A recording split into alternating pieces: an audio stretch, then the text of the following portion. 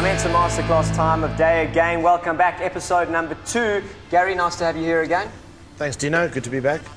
Every week on the Momentum Masterclasses, we either look at a drill, an analysis of a previous FNB Classic clash, or we chat to one of the South Africa's rugby players. Today, Gary, we're going to be doing an analysis of a previous FNB Classic clash.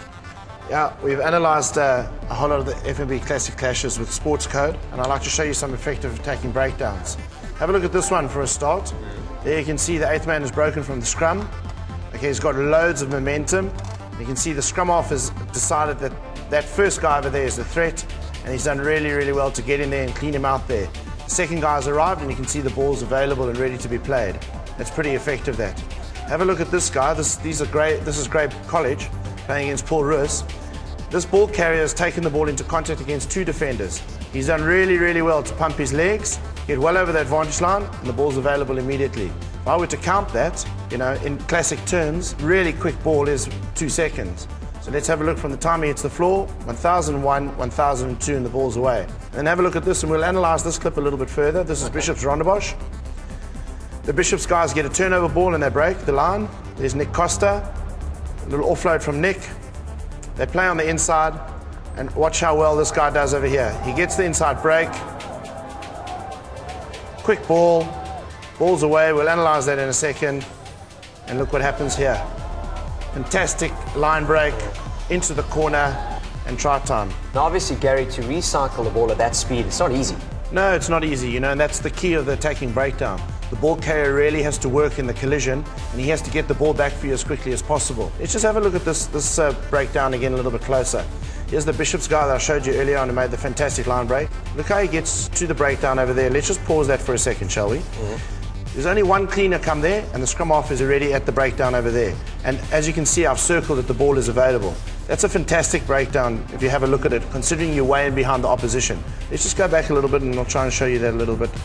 So what happens is he gets the line break, he gets tackled by the Rondebosch player. The Rondebosch player at this stage is not allowed to play him until he releases him and gets onto his feet, which he does do quite well. The first support player comes in over there, gets well underneath him and looks to clean this guy away. The ball's already available because he's presented the ball so well. The scrum off there is to make sure that the ball gets away as quickly as possible. Even though his own two players have just arrived over there, have a look at these two guys over here. They do very well to get out of the way. And just take note of the Rondebosch defending players, how hard they're having to work to get into an onside position. They're all offside at the moment. Fantastic play by Bishops, great depth. I think that's young Mallet who gets the ball. He spreads it out wide. And it's try time in the corner. Fantastic play.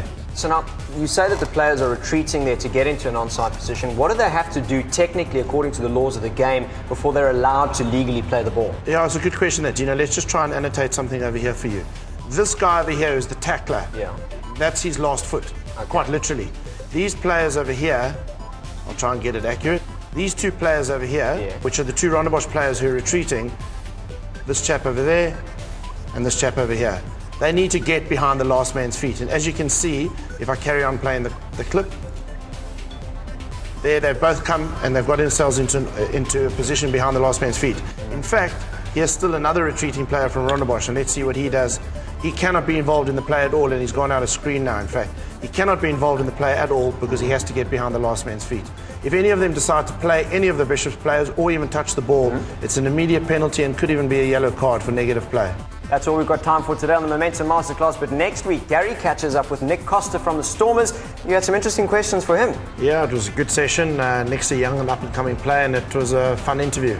It's going to be great, so be sure to catch us there next week, same time, same place, here on FNB Classic Clashes.